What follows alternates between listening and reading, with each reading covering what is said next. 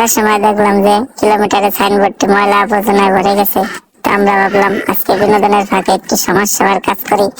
তারপর আমরা পানি আনলাম, পানি এনে এটা ঢাইলে দিলাম। ঢাইলে দেওয়ার পরে কিছু খের আনলাম, খেরাই না খেরটা ভিজাইয়া হালকা করে ডলতে থাকলাম। অনেক দিনের ময়লা এই কারণে উঠতেছে না, তা বারে বারে ভিজাইয়া ডলতে হবে। তো আমরা বারে বারে ভিজাইলাম এবং ডলতে থাকলাম।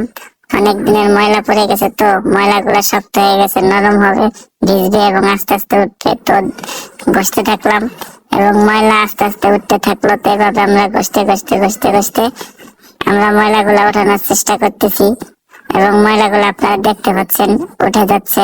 তো তারপর নিচেও ডাললাম, ডলা শেষে আস্তে আস্তে আস্তে আস্তে করে আবার ডলতে শুরু করলাম। দেখেন কি চকচকা ফক ফক হয়ে গেছে। এখন পানি মেরে দিলাম, দেখেন গ্যাসটা বাইরে গেল। হাত দিয়ে হালকা করে ভাসা ময়লাটি পরিষ্কার করে দিলাম, তারপর পানি ঢেলে ধুয়ে দিলাম। এবার নিচে পানি মেরে পরিষ্কার করে দিলাম। দেখেন গাইস কি চকচকা ফক ফক হয়ে গেছে। তো আমাদের কাজটি ভালো লাগলে সবাই লাইক কমেন্ট শেয়ার করে রিপোস্ট করে দেবেন।